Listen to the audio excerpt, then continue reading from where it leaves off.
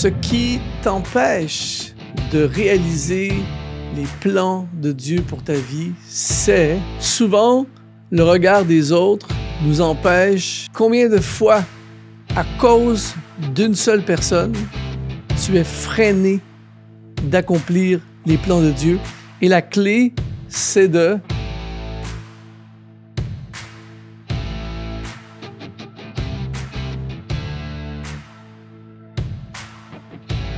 Bienvenue sur Exponentiel Podcast. Aujourd'hui, émission ultra intéressante.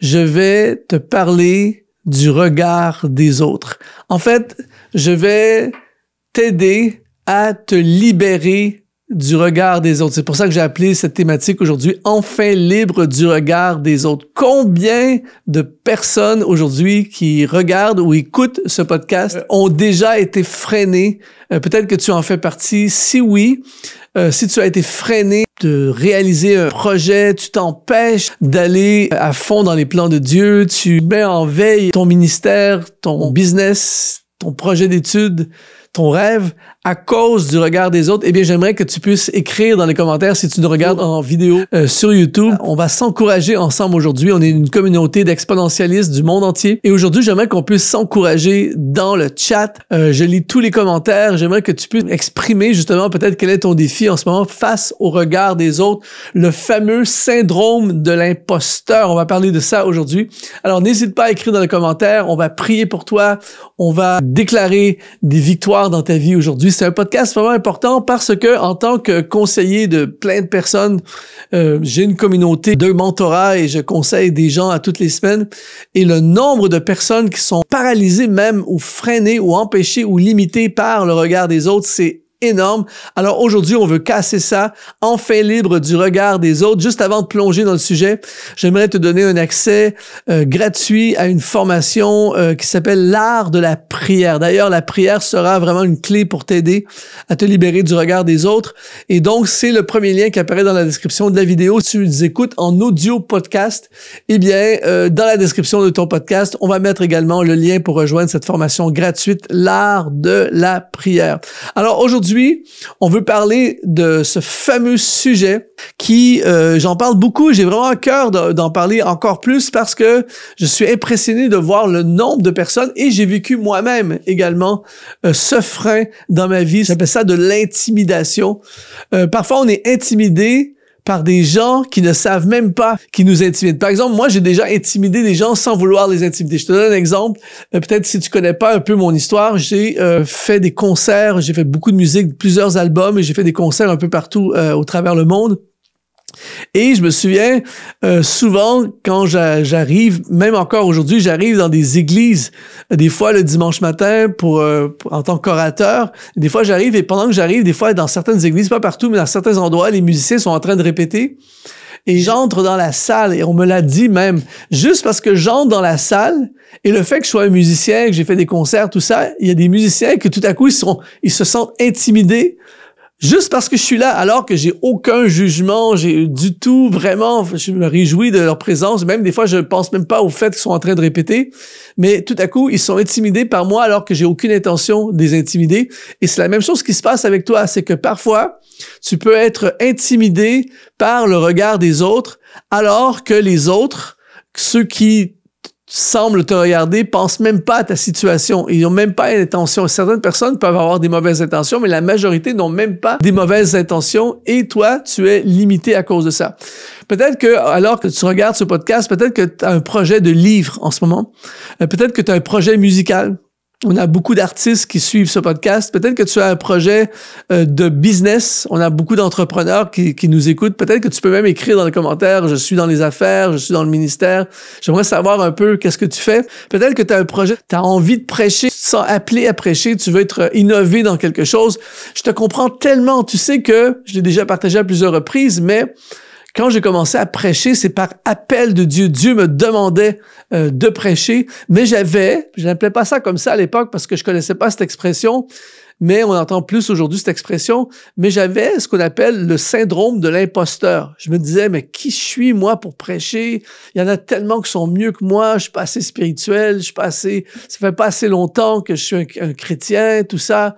Et j'avais vraiment constamment cette pensée, et même des fois, je me souviens, à plusieurs reprises, j'arrivais dans la salle pour prêcher, et parce qu'il y avait certaines personnes dans la salle que je ne savais pas qu'un tel ou une telle serait là, parce qu'ils sont là, assis dans la première rangée, deuxième rangée, tout à coup, je deviens paralysé. Des fois, ça m'est même arrivé, des fois, je suis en train de changer mon message, j'ose plus dire ce que j'avais à cœur de dire, simplement à cause de la présence de certaines personnes, et le regard des autres m'angoissait, me terrifiait à l'idée de prêcher, de parler en public. Quand j'ai commencé Exponentiel, imagine faire des vidéos qui vont être vues aux quatre coins du monde par des multitudes de personnes. J'étais intimidé et j'osais pas au début, ça me faisait peur, tout ça. Mais un jour, j'ai lu ce passage. Ça a eu un gros impact dans ma vie, ce passage que je vais te lire dans un instant, de l'apôtre Paul. Ça a été un game changer pour moi. Ça a été un changement total en lisant ceci. Galates, chapitre 1, verset 10. Paul, nul autre que Paul, il va dire, « Et maintenant, est-ce la faveur des hommes que je désire ou celle de Dieu? Est-ce que je cherche à plaire aux hommes? Si je plaisais encore aux hommes, je ne serais pas serviteur de Christ. » Wow! Écrit dans les commentaires, ça me parle. On est d'accord pour dire que Paul a fait un bon boulot. Qui est d'accord avec moi pour dire que Paul a fait un bon boulot? Je suis sûr que toi, tu es d'accord avec moi pour dire que le gars a fait un travail remarquable. Dans la liste des apôtres du Nouveau Testament, l'apôtre Paul fait définitivement partie de la liste des top influenceurs, impacteurs, hommes de Dieu. Il a écrit des textes absolument exceptionnels. Il a changé le monde. On est d'accord pour dire que une chance que Paul a choisi de répondre à son appel. Imagine, t'enlèves toute l'œuvre de Paul, t'enlèves ça du livre des Actes, t'enlèves ça tous les écrits de Paul, t'enlèves ça du Nouveau Testament. Je t'assure qu'on est ailleurs. C'est plus la même chose du tout. Alors, écris avec moi dans les commentaires, déclare avec moi, merci Paul pour ton boulot. Il a fait un travail phénoménal, exceptionnel, vraiment, ça a été fort. Donc, on est tous d'accord que Paul, c'est remarquable ce qu'il a fait, une chance qu'il a fait. Et là, il dit, je recite ce qu'il a dit, « Si je plaisais encore aux hommes, je ne serais pas serviteur de Christ. Si j'avais voulu plaire aux hommes, si j'avais voulu faire plaisir à tout le monde, si j'avais laissé le regard des hommes m'intimider, je ne serais pas serviteur de Christ. » Imagine Paul, pas serviteur de Christ. Quel gaspillage. Imagine à quel point il nous aurait privés. Alors aujourd'hui, je voulais lire ce passage parce que moi, il m'a impacté. Et la question pour toi et pour moi aujourd'hui, c'est est-ce que je veux plaire à Dieu ou plaire aux hommes? Et ta réponse, j'aimerais que tu puisses l'écrire dans les commentaires. On va s'encourager ensemble, on va se fortifier ensemble. Le but de ce podcast, c'est pas juste moi qui parle devant une caméra ou dans l'audio, dans un micro, mais c'est vraiment nous, la communauté des exponentialistes, on s'encourage aujourd'hui. On va le faire. Fais ce que Dieu t'appelle à faire. Va là où Dieu t'appelle à aller. Dis ce que Dieu te dit de dire.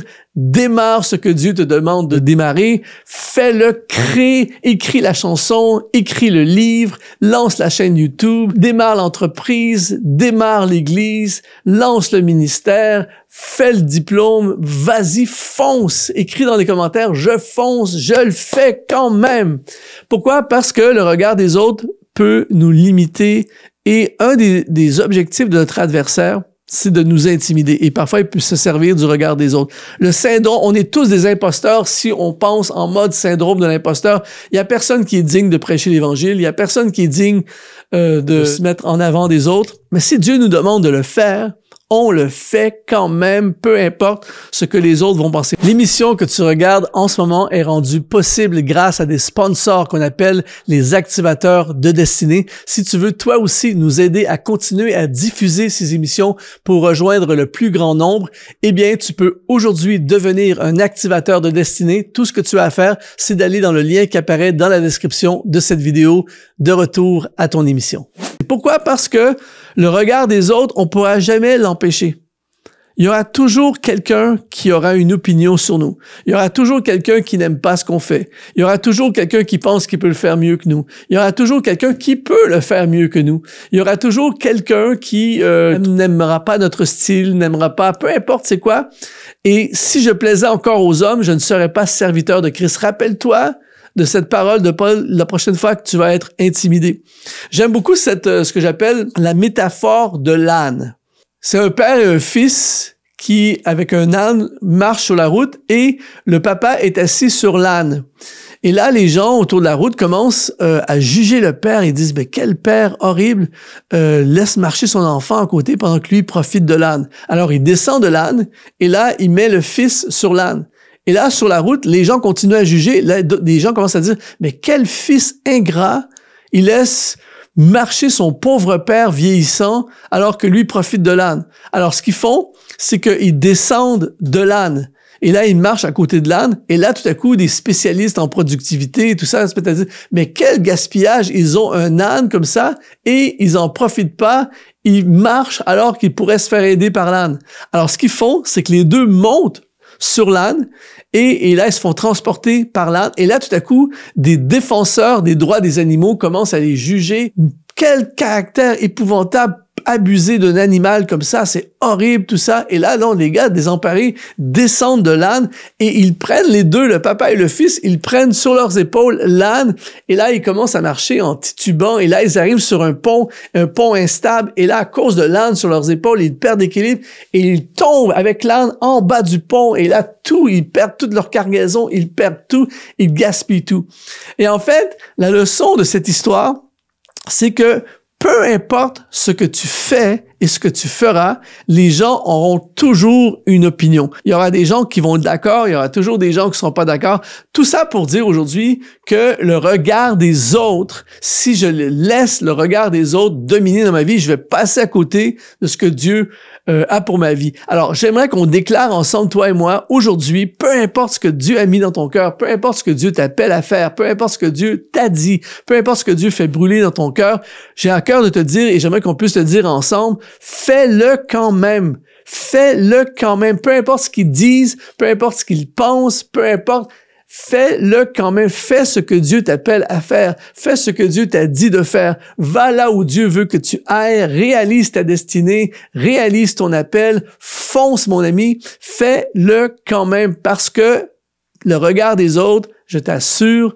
c'est un limitant. Ça peut même être un destructeur de ton appel. J'ai déjà partagé sur cette chaîne que lorsque j'ai commencé à prêcher, au début, mes premières prédications, c'était vraiment extrêmement difficile. J'étais intimidé par les gens. J'avais peur de me lever devant la foule, tout ça.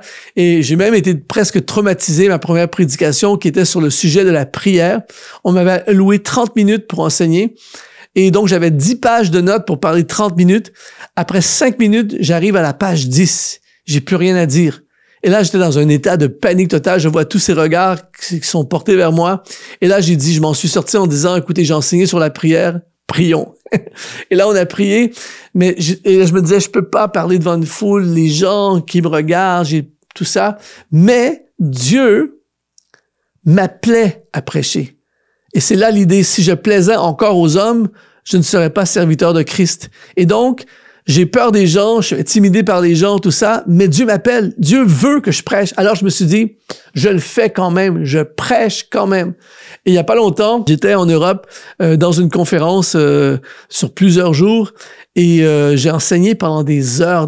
Et même la dernière journée, j'ai enseigné pendant 6 heures. 6 heures avec quelques mini-pauses de quelques minutes. Seulement, j'enseignais, pas de notes, tout ça, je parlais, j'enseignais pendant 6 heures. Et à un moment donné, vers la fin de la session, ça faisait des heures que je parlais, et vers la fin de la session, mon temps était terminé. Et j'ai dit aux gens, écoutez, si vous voulez, je peux continuer encore, j'ai encore quelques trucs à vous dire. Les gens ont dit, allez, vas-y, continue. Alors, j'ai continué, j'ai explosé l'horloge.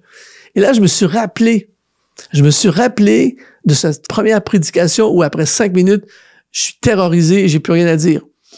Et ce passage de l'apôtre Paul, si je voulais plaire aux hommes, je ne serais pas serviteur de Christ. Et je me suis rappelé d'où j'ai commencé. Et là, me voilà en train de parler pendant des heures.